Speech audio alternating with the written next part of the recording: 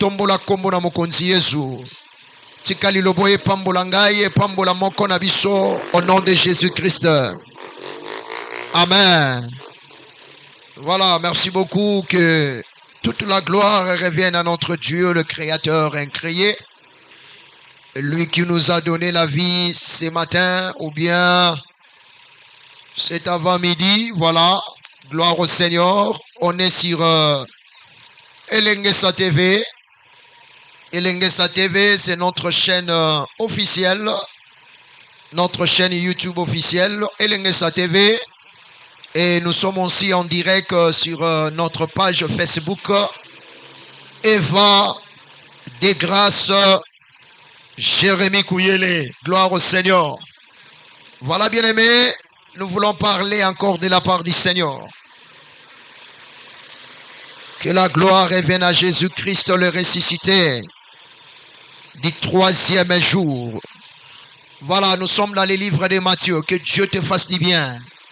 Matthieu chapitre 4. Matthieu chapitre 4. Gloire à Dieu. Nous commençons à partir du premier verset. Alors Jésus fut amené par l'Esprit dans le désert pour être tenté par les diables. Après avoir jeûné 40 jours et 40 nuits, il eut faim. Les tentateurs s'étant approchés, lui dit: si tu es le Fils de Dieu, ordonne que ces pierres deviennent de pain. Jésus répondit: il est écrit, l'homme ne vivra pas de pain seulement, mais de toute parole qui sort de la bouche de Dieu. Le diable les transporta dans la ville sainte, les plaça sur le haut du temple et lui dit: si tu es le Fils de Dieu, jette-toi en bas, car il est écrit, il donnera des ordres à ses anges à ton sujet, et ils te porteront sur le main, de peur que ton pied ne heurte contre une pierre. Le verset 7, Jésus lui dit: il est aussi écrit, tu ne tenteras point le Seigneur ton Dieu. Le diable les transporta encore sur une montagne très élevée. Il lui montra tous les royaumes du monde. Je souligne ça. Il lui montra tous les royaumes du monde et leur gloire. Je souligne ça. Et il lui dit: je te donnerai toutes ces choses si tu te prosternes et m'adores. Jésus lui dit: retire-toi, Satan, car il est écrit, tu adoreras le Seigneur ton Dieu et tu le serviras lui seul. Voilà, rapidement, nous lisons encore Épître aux Romains, chapitre 5. Épître aux Romains, chapitre 5. Gloire au Seigneur. Épître aux Romains, chapitre 5, nous commençons à partir du verset 12. La Bible dit: c'est pourquoi, comme par un seul homme le péché est entré dans le monde, et le péché, la mort, et qu'ainsi la mort s'est étendue sur tous les hommes, parce que tous ont péché. Tous ont péché. Tous ont péché. Jusqu'à la loi, le péché était dans le monde. Or, le péché n'est pas imputé quand il n'y a point de loi. Cependant, la mort a régné depuis Adam jusqu'à Moïse, même sur ceux qui n'avaient pas péché par une transgression semblable à celle d'Adam, lequel est la figure de celui qui devait venir. Mais il n'en est pas du don gratuit, comme de l'offense. Car si par l'offense des celles, il en est beaucoup qui sont morts, À plus forte raison, la grâce de Dieu et les dons de la grâce venant d'un seul homme, Jésus-Christ, ont-ils été abondamment répandus sur nous. Voilà, jusqu'au 15e verset. Que Dieu bénisse sa parole. Voilà, c'est votre frère, l'évangéliste des grâces, Jérémie Kouyele. Je suis votre frère par la grâce qui m'a été donnée par le Seigneur Jésus-Christ de Nazareth, de se tenir debout pour prêcher la parole de Dieu. Voilà, bien-aimés dans le Seigneur, aujourd'hui, nous rendons grâce à Dieu parce que nous sommes en train de continuer notre message, notre sermon. Voilà, notre sermon s'intitule « Sortez dans la distraction ». Sortez dans la distraction. Voilà, c'est un ordre que le Seigneur nous donne. C'est à l'impératif. Sortez dans la distraction. Conjugué aux deuxième personne du pluriel. Voilà, le Seigneur est en train de nous adresser cette recommandation de sortir dans la distraction. Bien-aimés dans le Seigneur, j'avais dit hier que le diable, c'est la première créature que Dieu, que lui-même plutôt, il avait suivi la mauvaise voie ou bien les mauvais chemins. Dieu lui avait créé, il était dans la présence de Dieu, il était au service de Dieu créateur. Mais hélas, le diable s'est détourné du chemin que Dieu lui avait placé à cause de son orgueil. À cause de son orgueil, le diable s'est détourné du chemin que le Créateur avait tracé pour lui. Et son orgueil, bien-aimé dans le Seigneur, ça lui a mené à la distraction. La première créature qui s'est distrait, c'est le diable. Et le diable fait par tous les moyens que les habitants de la terre entrent aussi dans la distraction. Bien-aimé dans le Seigneur, la personne qui ne connaît pas son but, la personne qui ne connaît pas son existence sur la terre, il ne sait pas pourquoi Dieu lui avait créé homme. Il ne sait pas pourquoi Dieu lui avait créé une femme. Voilà pourquoi il y a beaucoup qui sont devenus des pédés. Il y a beaucoup qui sont devenus des lesbiennes. Ça, c'est la distraction. Ça, on appelle ça la distraction. Ils ne connaissent pas le but. Dieu, pourquoi Dieu les a créés hommes? Pourquoi Dieu les a créés femmes? A commis pédé, a commis lesbienne, a commis lesbienne, a commis pédé. Et ça, lokola moko na landi, azana poto na France, na Paris. 3 jours, fallait basalaye, fofo basalaye examen. Plutôt opération. Aza mwana mobali me aleka na opération ba komise mwana mwasi. Eza makambo so sala mana mikili ya poto. Soko za mwana mwasi ba komise mwana mobali. Voilà ce que le diable est en train de faire. Ça c'est la distraction mon frère. On avait dit que le diable avait réussi à distraire Adam et Ève. Le diable a réussi à distraire Adam et Ève. Nzamba tie bango na kata jardin, Satan a ekoloba na bango te. Nzamba ebike mokolo boko liambo mawana, misu na bino ekofungwa maboko yeba malamu na mabe. Nani ayebi malamu na mabe soko eza Satana te? Nani yango ayebi malamu na mabe soko eza Kadia Pemba te? Nzambe na biso ayebi malamu na mabe te. Nzamba ayebi malamu na mabe te mon frère. Et tolobaki que Nzambe tango asalaki moto banaki kobika bandeko na kata lisumu te. Bayebaka teke basa bolumbu ezalaka lisumu te. Mais tango baye koyeba eke basa bolumbu tala bisika lisumu ebandi, tala bisika mabe ekoti. Pona nini bake kosala makambo oyo Nzambe apekisaki bango.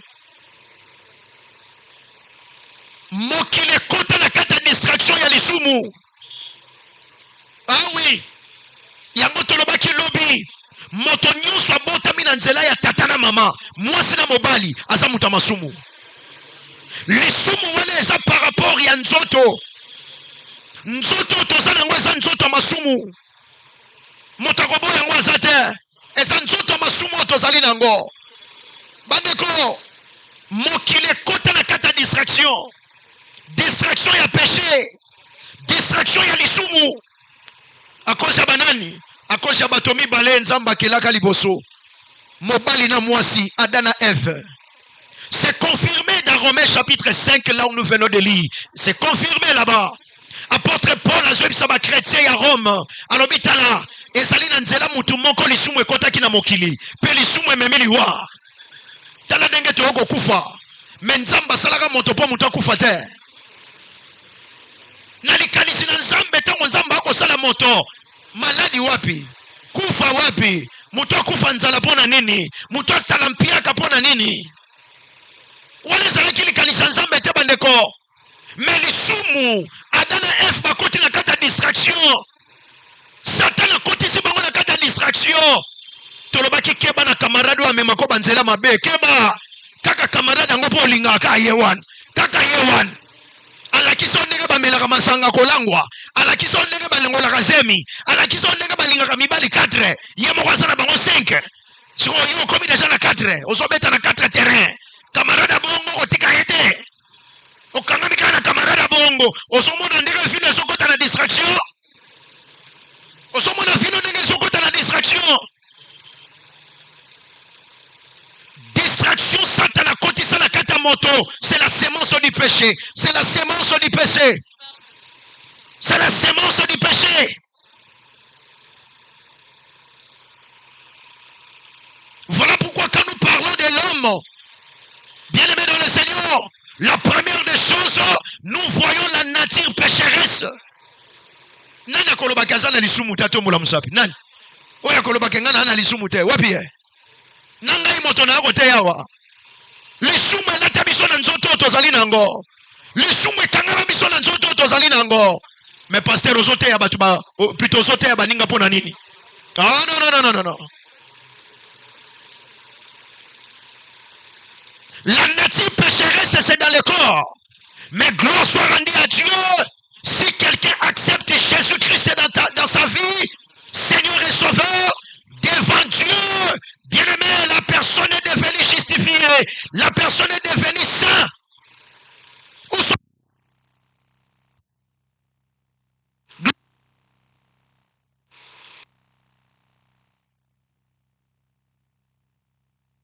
Ou sainte.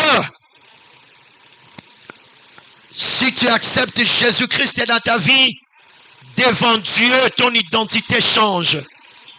Voilà pourquoi la Bible dit dans 2 Corinthiens chapitre 5, le verset 17, si quelqu'un est en Christ, il est devenu une nouvelle créature. Une nouvelle créature. C'est-à-dire qu'en Jésus, Dieu le Créateur a commencé à créer de nouvelles créatures. Bikela maliboso nzamba kele salaka Adana Eve wana na nzoto na kibomoto lisumu ekoti na kati na bango, distraction ekoti kati na bango, nzamba bimisi bango bakei. Tala bikela mwami bale nzamba akokela. Soko tangi mukana na Jean chapitre 1. Jean chapitre 1 le verset 12 à 13. Makomi na nzambe lobi na bato nyonso bayambi ye, bandimi ye. Bandimi nani? Bandimi Yesu. Apesi bango bokonzi. Nana apesi bokonzi? Nzamba apesi bango bokonzi ya kokoma bana na nzambe. Problème eza kati na yo bandeko. Eza kaka ndimela Yesu. Soko ndimeli Yesu, yaya na nzoto na sena mokili awa lisumu eza na poso oyo kibomoto. Mais na molimo liboso na nzambo komi ekela mwasika. Nzamba changer identité na yo. Nzamba zali komona lisusu bato masumu te. Azotangela bango masumu ata moke te. Bato ngo banani? Bato babongoli mitema. Bato bandimi Yesu. Mon frère, ma soeur, est-ce qu'on dit ma Yesu te?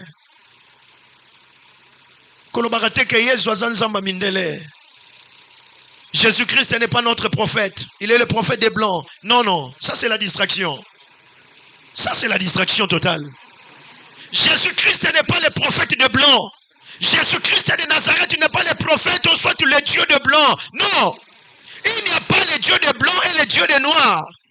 Jésus-Christ est la parole de Dieu. Il est la parole de Dieu. La parole faite chair. C'est dans Jean chapitre 1, le verset 14. Voilà pourquoi la personne qui écoute la parole de Dieu transforme la vie de quelqu'un. Que Dieu vous bénisse. Moto ayokaka liloba. Liloba nzambe changeaka vie ya mutu. Azalaki momeli makaya. Okomona posa akomela makaya ekosila. Azalaka ndumba. Tango andimeli Yesu. Posa kindumba ekosila. Azalaka kuluna. Tango andimeli Yesu. Kikulune ekosila. Azalaka mutamisala molili ndoki magicien. Est-ce que omituna ka motuna te? Pona nini bato misala molili soki nzamba sali bango grâce basuka akar na obongo la mitema. Omituna motuna te. Soki makambo nzambe ezalaka lokuta. Soki basala nzambe bazalaka ba aventurier. Pourquoi ba magicien basuka na obongo la mitema? Pourquoi? Hein? Pourquoi basi miso ya ndumba batikaka kindumba babongo li mitema? Pourquoi? Est-ce que nyonso ezaka ba aventure? Nyonso ezaka ba blague? Non, c'est incrédule. Moto yo liloba na nzambe koti kati na ye changement ekomonana mbongwana eloko changeaka vie ya mutu ezaka liloba nzambe et par la puissance du Saint-Esprit, par la puissance du Saint-Esprit.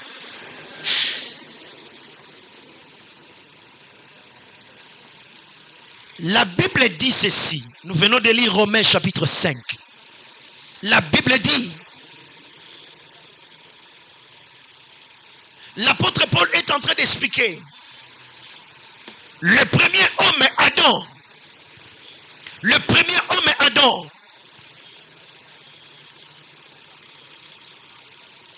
C'est au travers de lui, la porte du péché s'est ouverte.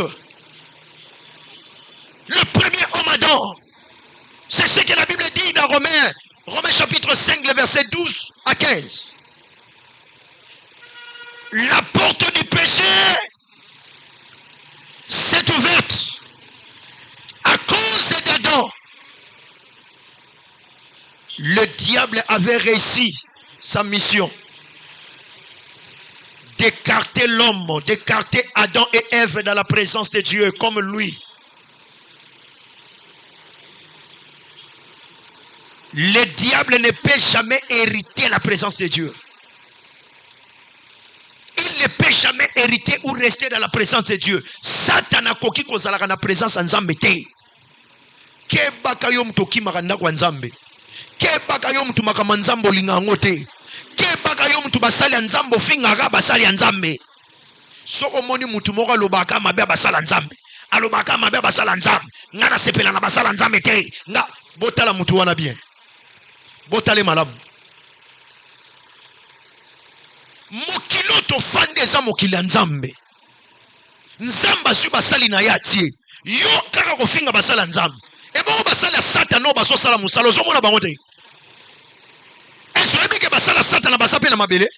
Banganga kisi baza banani. Banganga kisi baza banani. Yo finga banganga kisi te. Ba magicien yo finga bango te. O finga ka basala nzambe. Yo taka ka basala nzambe. Ce n'est pas un problème. Mais yeba ke nzambo abenga basali na mona kayo. Amona kayo. Église olinga ko kene ko sambela te. Nga église nanga salaka mutema. Mutema nanga de église nanga lokuta na yo, c'est incrédule. Lokuta.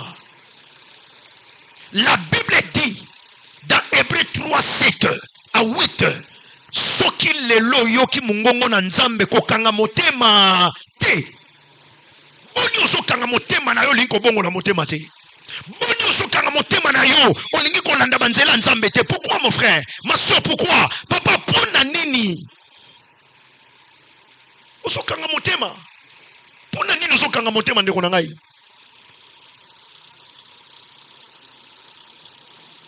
Satan a kotisa semence lisumu ekota. Na lobi distraction yangwana. lisumu ekoti. Oh, lisumu ememi liwa. Yango nzamba lobelaki Adam. Alobi ne mukolo kolia mbuma wana. Boko sala nini? Boko kufa. Tu vois? Nzamba yebaki. Liwa ezo uta na nzela lisumu. Et quel genre ya kufa? C'est la mort spirituelle. La mort spirituelle veut dire tu es séparé. Tu es séparé spirituellement avec Dieu. Olataka na yo, oliaka na yo, ozano na mituka, o voyageaka, ozano kitoko, ozana mbongo, ozana yo, ozana banda kwa etage, ozana ba mituka. Papa, soki nzamba za kati na yo te ozaya kokufa na molimo.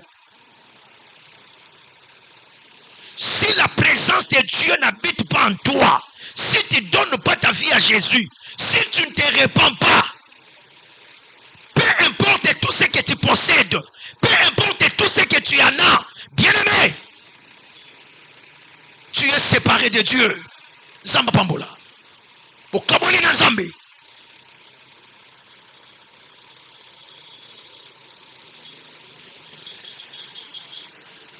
Lisumu ekoti.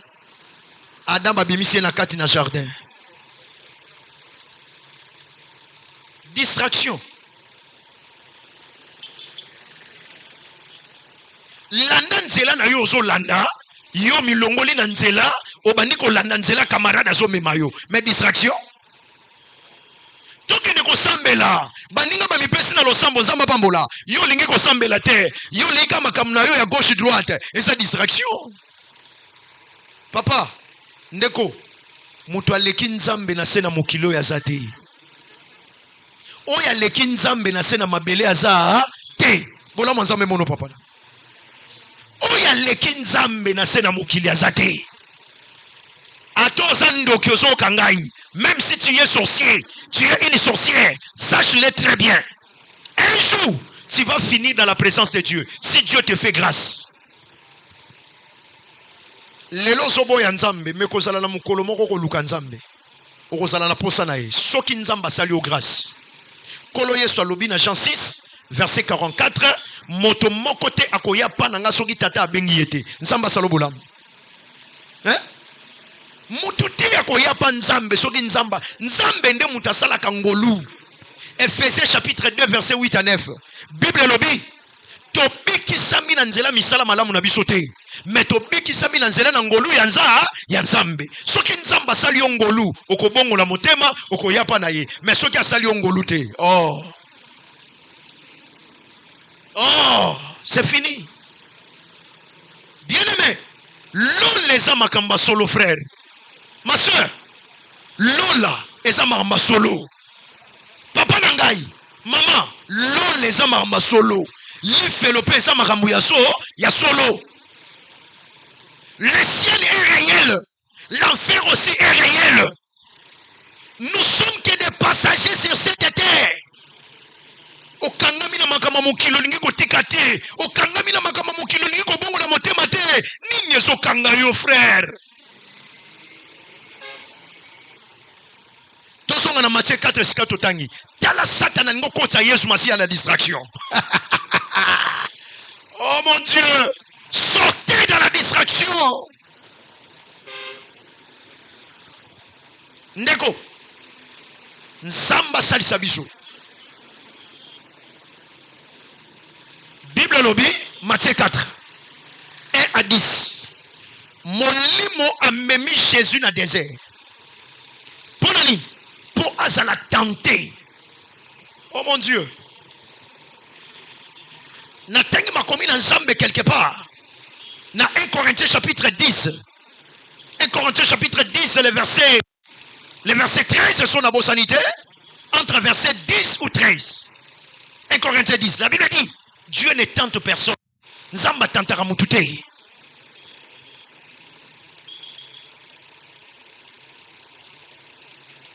Tentation mon côté koki koya. Oye koki koleki na biso na makasi. Sans que Nzambe ayeba na kobimisa biso na kati nango. Mais pourquoi? Mais pourquoi molimo ya nzambe a memi Yesu na désert pour tenter? Pourquoi? Ah, c'est avec bit. Gloire à Dieu. C'est avec bit. Oh mon Dieu.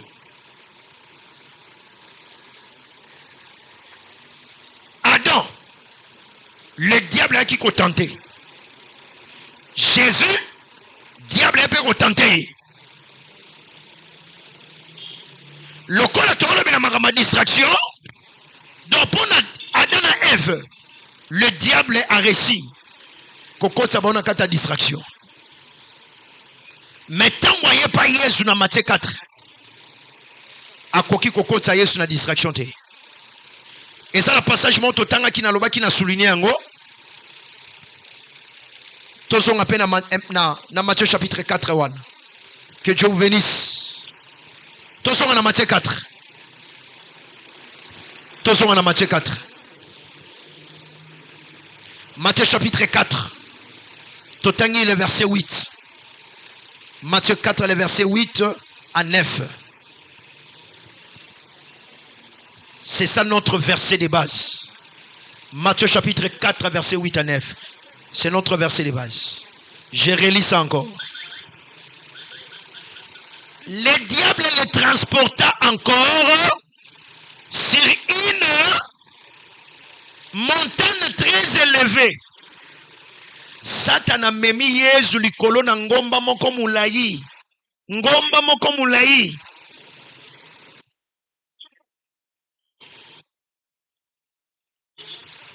Lui montra tous les royaumes du monde et leur gloire. A memi Yesu likolo na ngomba mulai. Azola kisaye bisengo. Tala bisengo mukili. Tala bisengo. Eh, kisasa kiese yaya. Kisasa kiese yaya. Kamadi tika na mela. Kamadi tika nzote sepela. Tika. La gloire de ce monde. Je me pose la question.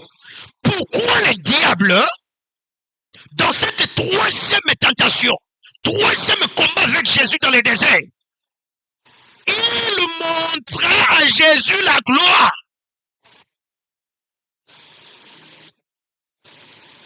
Et ana biloko misato eratakate na vie ya mutu.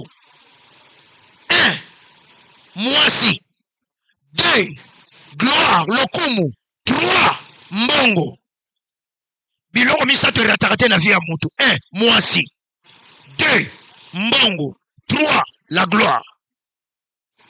Biloko misato eratakate. Yaya soki batindelo mwasa ya tante yo. Mwasa ya kwisa yo. Nateka point d'interrogation. Yango komona batu mususu bazo luka gloire na satana, bazo luka succès, bazo luka gloire, bazo luka ki vénétaria comme vedette. Akoma na succès koleka batu tu balobelaka kombo na ye pa. C'est nyonso, succès nyonso fandisami na un prix à payer. Succès nyonso. C'est par rapport, cela est basé à un prix à payer.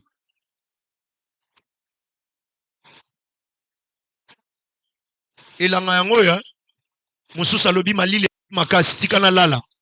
Mais Moussous alobi te na 5 heures tika na sala ka mikate ya ngai. Et plutôt poto ngai.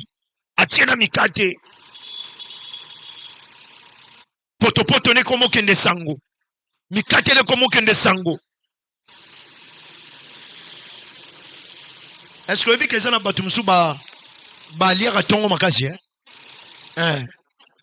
na malilo ya bandiko sala mikata bandiko sala poto ngai yoka ndenge bandoko ne succès ale lokola tozala ba milliers moko boy basu mbasu babwakeli mama batu basu mbasu ba mbasu babwakeli seri nikleta batu pona nini mikate ne komo ne succès et poto ne ngai komo ne succès soko payer prité okotika la ka jamais ko mata soki na paye prix te na kotikalaka jamais komata biso tosali 13 ans na balabala oyebi ndenge na bandaka awa na nzela oyebi pasi na mona koteya na balabala oyebi combien bafinga ngai lelo tokokisi 13 ans na ngulu na nzambe tozokoba papa na ngai.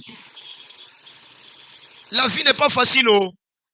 La vie n'est pas facile. Obandi kaka lelo ozolingo kokana na intel boko kokana ndenge nini oyebi ba priya peya yango moni bamsuba okota banda kwa nganga aoluka succès na musique aoluka succès na bala aoluka succès ele bakoti banda kwa nganga ebele bakoti baloge na kati ya bonzambe biso ezalaka nini papa zala makasi na koluka nzambe zala makasi na koluka nzambe ko gêner okokaka te yo ko gêner okokaka te yebisanga nan ko gêner okokaka te batieli yo gêne banda tongo ti 12 heures e mama alinga kufa na estomel ngobo maye so yebisanga yo mutu aboy ko gêner ya pambe ezalaka mankaka diaka yebisanga yi ezala makambo faut payer prix pe makambo nyonso yakaka na prière te ezala makambo so faut pesa offrande moko boy faut poser acte moko boy bandeko succès nyonso ezalaka basé na un prix à payer prix nini ozopaye po mata prix nini ozopaye yango moni soki moninga bandi komata kisi awana eza kisi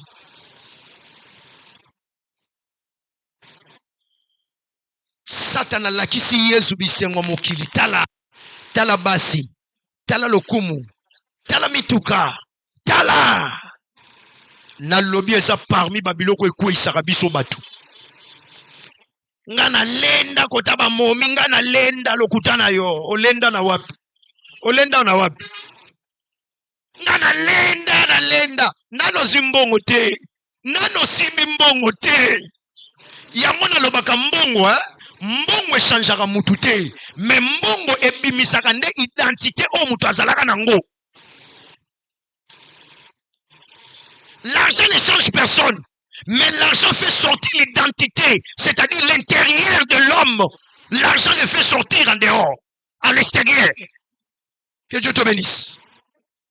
Mbongo echangeaka mutu te o banda koma na mbongo a changé te azalaka bongo na kati ne banda kala ebimisi koyi alobi bozela sikoyo ekomi turu na nga namonisa bino makambo awo namonisa bino yango moni mosusu ate azotanga mbongo po akabela yo akokaba te akopesa te ye akabaka mbongo te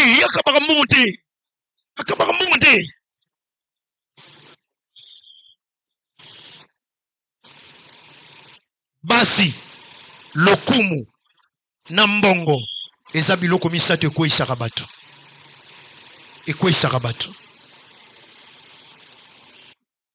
yango omona soki mutu azwi succès basi bapusanaka pembeni eloko wana erataka te na domaine nyonso nalobi na domaine tout soki mutu akomi na succès basi bapusanaka pembeni nalobi na domaine nyonso ezala oza joueur ezala oza tailleur ezala oza musicien ezala oza nani papa mukolo misala na yo ekobanda mata yebaki basi bakozala wana tona oloba basi ekobandelo ata na mibale misato baza deja ebele. Oh nzamba salisa biso. Satan a présenté Jésus la gloire. Alors boso mona kembo. Oh la distraction. La distraction. Et reste pas Jésus-Christ bien-aimé dans le Seigneur n'est pas comme nous. Yesu azaloko na biso te. Tika kokokanisa Yesu na prophète songolo, na tata songolo, na maman songolo te. Il ne faut jamais comparer Jésus avec un autre prophète, avec une maman, avec. Ne compare pas Jésus. Jésus-Christ est inégal. Il est inégal. Jésus est égal à personne. Il est égal à lui-même. Il est égal à sa parole. Jésus-Christ est la parole. Il est égal à lui-même. Il est égal à sa parole. Sa divinité. Yesu nani ote nzamba pambola yo Yesu aza lokola tata nani ote Yesu aza lokola noko nani ote osoko kanisa Yesu na nani onoko kanisa Yesu na nani ndeko na ngai non. Jésus-Christ est la parole de Dieu, la parole qui a été faite chair. Bandeko na batu nyonso babotami na awa na mokili basana batata na bamama na bango mais Yesu te Gabriel aye alobi Marie osokoma na zemi na Luc chapitre 1 osokoma na zemi Marie alobi na boyi ekosala mandenge nini na boyi na ngai ngana Joseph no tosangisi nzoto te ngana Joseph toyebani nanu te ekobana boni Marie osobota ange alobi na ye la puissance du très haut. Oh mon Dieu, la puissance du très haut.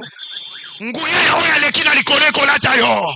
Yaya, mukolo nguya na nzambe kolata yo. Via ki cigarette wano koka kotika to kotika ngo. Mukolo nguya na nzambe kolata yo. Vi wana ya masturbation. Omisepelisaka yo moko na kikoso. Omisepelisaka yo moko na toilette. Na solo yo kaka solo te. Okoti na toilette oza komisepelisa yo moko. Oyo kaka solo te. Mukolo nguya na nzambe kokita kati na yo. Yaya, baposana bafia babuate kosila yo. Baposana komelaka bashisha. Mwana mwasi mobimba melaka shisha. Omimuna nani yo? So mela moso bimisa mininga. Omona nani? Okomi pomba to pombasi. Okomi pombasi to nini? Na muna ndeko moko mosa so mela shisha. Yo katisha na mula ndenge aso bimisa ngona solo tina mnoko. Nazo lekana nazo tala na vi yango akomi nani? Aso mimona akomi nani? Basa salela nzoto na yo. Mutu akela yo eza nzambe za satana te. Mwana mwaso melaka masanga na niveau 0. Mwana mwaso melaka masanga na niveau moko. Omelaka na bashisha. Omela ande kwa mwaso. Komo mela na diamba. Okomo mela na diamba. Ne onanga mwasi. Ti wapi. Cigarette omoni ekokite. Okomo mela diamba. Eresma na mboko yo. Babiloko mso esuke la gana poto. Ya omoni mutakokite ale bombe. Milinga ya choya. Milinga ya choya mutuka. Ale soka mele on tala denga televi kidiba. On dit le filme. Otikali boy. Mutamele cigarette atondite. Abeti diamba atondite. Bombe atondite. Otonda na nini? Otonda note. Okobimisa babiloko nyonso komela. Ba cocaïne komela. Ba kokotia. Otonda te. Ezana mutu moko tondisaka bato eza Jésus. Soko pesi evi na yo akosiliso vi wana akosiliso baposa wana nyonso ozalaka nango akosilisa yo. Jésus-Christ de Nazareth, le seul et l'unique sauveur de toute l'humanité. Yesu aza nzamba mindele te omikosaka batalisa yo mabe. Oyebi soki camarade moko to mutu moko aza pembe na yo to peut-être boyeka boyebana oyebi ke soka linga inisa yo na muninga na batu mususu oyebi loni na bandosala abandolo baba kote no nyonso ya mabe donc ndiko zala na kota malamu te ka ba kota mabe ye songi ye asoka mibala batu ye viboye vi akoloba makambo nyonso mabe so bato so betela lisolo bakomondi ba moyete moi sana bosolo bakamaka mabe pona ye azalaka pena makama malamu azalaka motema malamu ayebi kofana pena bato bobeteli solo ngote bwana osomona kote na yo ya malamu bakobeta lisolo na ngote bakobeta ka lisolo mabe pichu papa moke yi akabaka te kutu ndenge za wana asubaka kutu ndenge za wana boy po batu bayi na yo.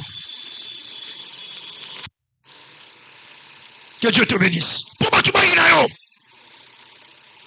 Muto bane ko pese mbote bonjour azoka su mbote na te pona nini ayoka deja makamoko pona yo ba betela lisolo na ndenga mabe ayina yo carrément.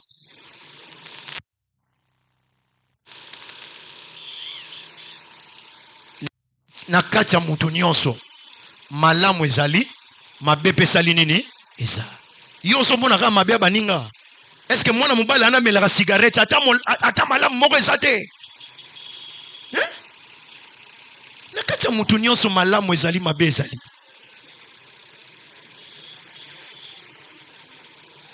Komona ka mabe baninga te, yo po koka te, nga pe nazote ya pe na koka te. Nazote na ba réserve mingi. Nga ba inisa yo pa batu ba sepelaka no sute pona nini ba loba makambo nyonso mabe osala. Mais tozolo bano ke nzamba ko bwaka yo te. Ba camarade ba kima yo men nzamba ko kimo te papa. Mama nanga, ma sœur. Nzamba ko bwaka yo te. Yango moni na lobaka to melaka cigarette osalaka mosali ya nzambe. Ato melaka diambo za mosali ya nzambe. Ato za kuluno za mosali ya nzambe. Ato za ndoki ozalaka mosali ya nzambe. Nalobaki nzambe bandeko alingi bato masumu. Me loko nzamba lingaka te eza lisumu. Nzamba lingi bato masumu. Me lisumu nzamba lingaka ngo te. Tu sais le pourquoi? Obi pourquoi? Nzamba lingi biso frère. To sala mabe mikolo na makena mokili. Me nzamba lingi biso. Nzamba koboya yote. Peu importe bazemi olongola na vie, nzamba koboya yote. Peu importe ki moyibi osanango, nzamba koboya yote. Aloboza ya ye. Eloko azo senga yo nanga to ya pana ye to pusana. To ndimela ye. Me biso sko to okima nzambe. Omone règle to osala. To okima nzakomba. Oke nzamba za vie moko malamu. Nzamba za tata moko malamu. Biso nde batu to okima ye. Toboyi na biso nzambe, tika biso na vi na biso. Vi nini? Vi ya satana kotisa lisumu. Vi nini?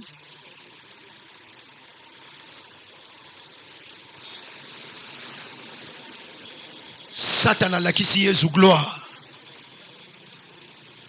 Alobile nini? Se prosterner. Nous allons continuer demain si Dieu le veut. Se prosterner. Et adore-moi.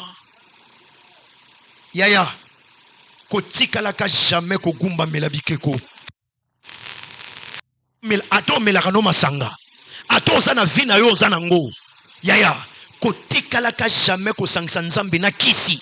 Kotika la jamais kosangisa nzambe na bikeko. Komekate. C'est pas d'associer Dieu avec le fétiche, d'associer Dieu bien-aimé avec l'idolâtrie. Non.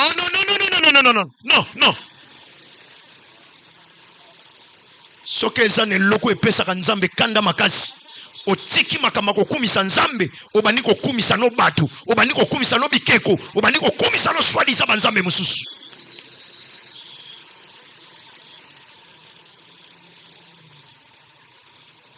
Yona lobaki lobi.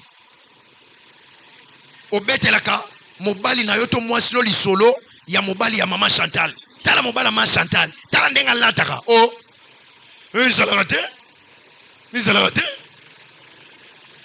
Izalate. Nzamba pambola. Kokumba melabike kote. Komekate kokumba melabike kote. Ko sangsa nzambe na kisite, ko sangsa nzambe na likasa te na lititite. Komekate.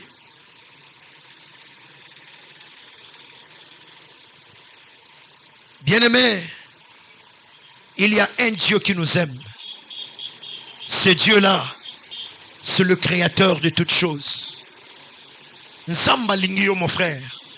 Ma soeur, Nzamba lingi biso.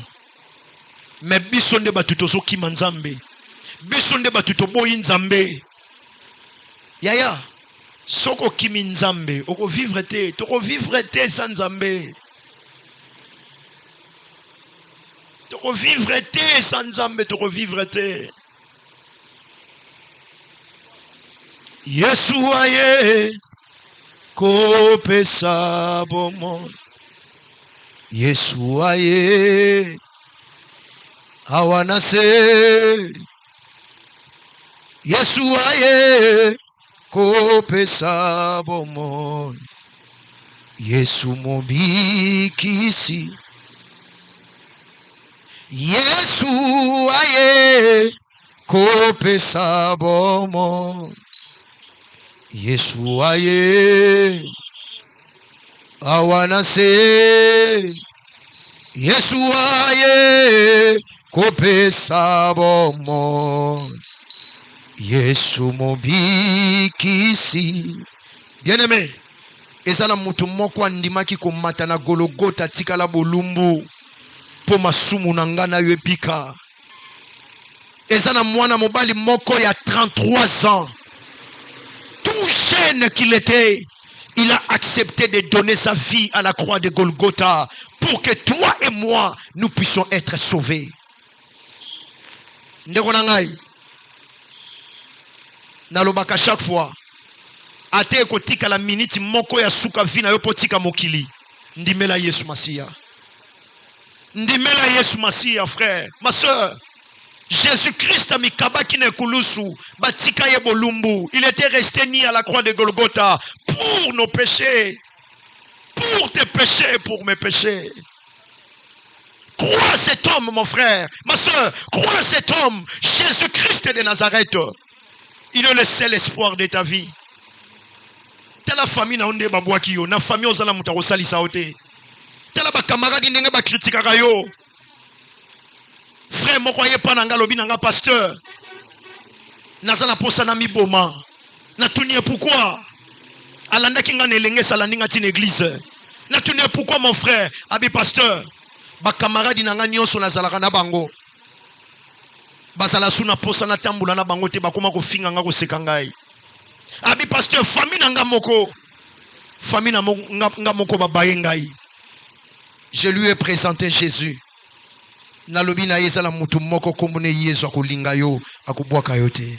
Bien-aimé, mon ninga malamu eza Jésus. Tika koloba ke Yesu aza nzamba mindele, tika balobela o Yesu mabe. Tika koloba ke Yesu aza prophète ba mindele, tika koloba bongo balobela yo mabe. La différence entre Jésus et les autres, bandeko, Jésus-Christ est la parole de Dieu. Il est la parole créatrice. Jésus-Christ est Dieu. Mais batunyon sona batikala. La preuve est dans la carte de résurrection. La preuve c'est dans la résurrection. Batunyon sona yebi na kotanga komba mutu tenga na zotanga komba Yesu. Ti lelo bazana sama bele. Mais Yesu c'est quoi? Abima na kati ya kunda mikolo misatu ti lelo. Ti lelo azana bomoi. Jésus-Christ de Nazareth. Azana bomo kino lelo. Oko kanise na nani? Oko kanisa Yesu na nani? Na nani? Baloba mutu mbongo wa muninga na hote. Mutu alekio na makasi ako tambo liso na kofi.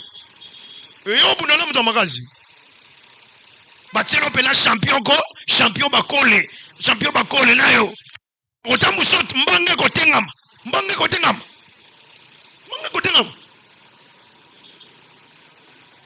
L'homme le plus fort de tous les temps, c'est Jésus-Christ. Tala nengo so la tena butu. Tala bandoto mabe. So la libasi ya butu bazoya. Oso teka ke essence et mazout plutôt. Chaque bouton teka mazout. Chaque bouton comme enga ba commissaire station, ba commissaire station. Ba moto ya ke somba ka mazout, mituke ya ke somba ka mazout. Tala nenga ba demo ba sakanela yo. Na bouton la la toza na mibala bouton ça la basi ya butu. Yo la yo. Yo la. Toi tu ne dors pas toi. Nzamba pambola yo. Et là au monde so boma yo. Et ça ba film salité wana otia na téléphone. Au monde ba filmer wana, hein? Ba filmer wana ya nidité, on otia na téléphone otalaka. Hein? Bandeko. Baninga so bali balala basalaka mo prière. Nzambe na commission, obatelinga na mukolo na tiki pongi na maboko yo te. Yo fotela na ba filmer wana ya salité apo lali. So okoteka mazuti tendeni. Longo na ba filmer wana téléphone liko longo ba filmer ngote. Eza na téléphone na yo, otiki yango. Okoteka mazuti te na butu ndenge nini. Na butu okoma station, na butu okoma station. Ah, nzambe na ngai. Mopesi na kimi eza Yesu. Soki okondima, Jésus-Christ akota na vie na yo. Soki okondima motema Jésus-Christ bandeko akoma Seigneur pe sauveur na yo tala to bazo nyokola yo na butu ba koka suko nyokola ote. Le seul Seigneur c'est Jésus, le seul sauveur c'est Jésus-Christ de Nazareth. Sortez dans la distraction. Yaya oko sepelisa nzoto banda lelo ti lobi oza muta liboso so sepelisa nzoto te nzoto kotikala jamais kopesa yo nanga merci jamais.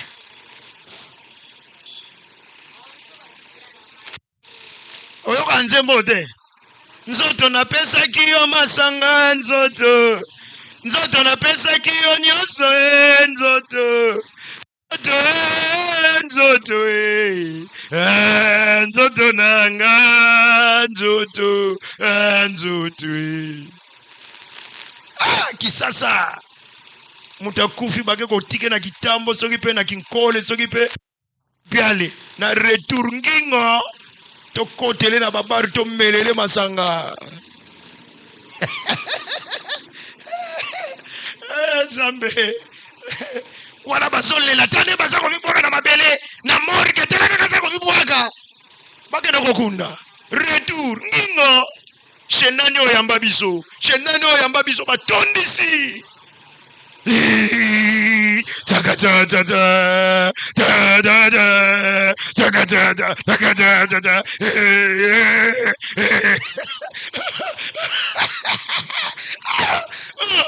bila batu boto kuna mutakufi ekomi taka ta ta ta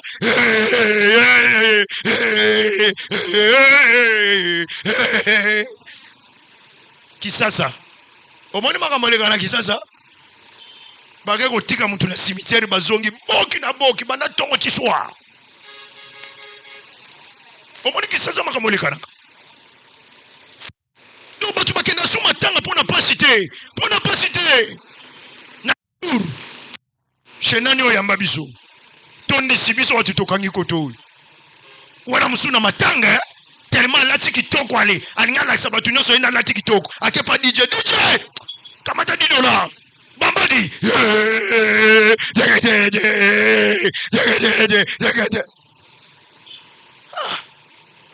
yo mtu kamaradi no akufi bo ocholela tala nenga bana kolela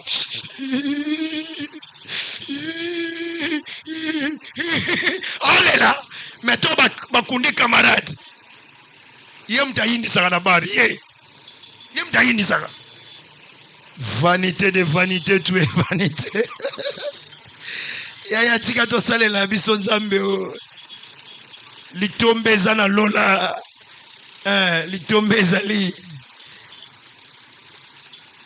nalina sambela pona ndeko moko.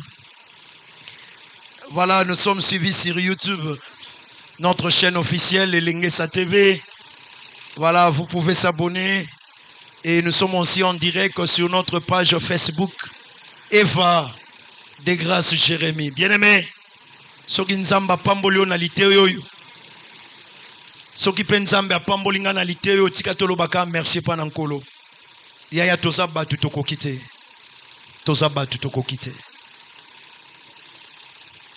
Je vais prier avec une personne. Osana ndako zolanda biso tolingi to sambela nayo. Osana maison, osana coin zolanda biso tolingi to sambela nayo. Soki okolanda nga sima malobo oyo. Kolo Yesu.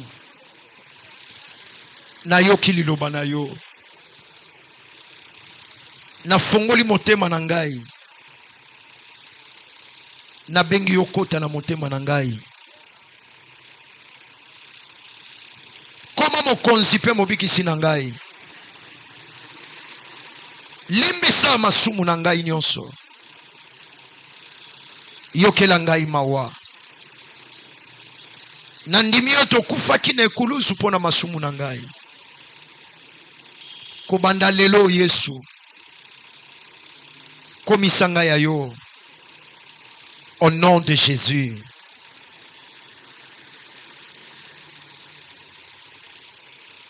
Merci beaucoup. Restez en silence, je vais prier. Seigneur Dieu Tout-Puissant, Nous ne sommes que des simples serviteurs. Des serviteurs inutiles. Tata, tosali musala opesaki biso. Molimo na Nzambe, yonde muto simbaka mitema na biso. Yonde muto ebaka na ko convaincre mitema. Cher Saint-Esprit, motema na ngai epai na yo. Motema papa moko ayoki biso, ata alekanaki ya mama moko, ya ndeko moko wa mwasha mobali, ya mubange moko, ya mwana moko wa muke. Na maboko na yo. Ngolu na yo ekita. Monisa misala ngolu na yo. Au nom de Jésus. Na sambeli po na bato nyonso, pe po na basali na yo.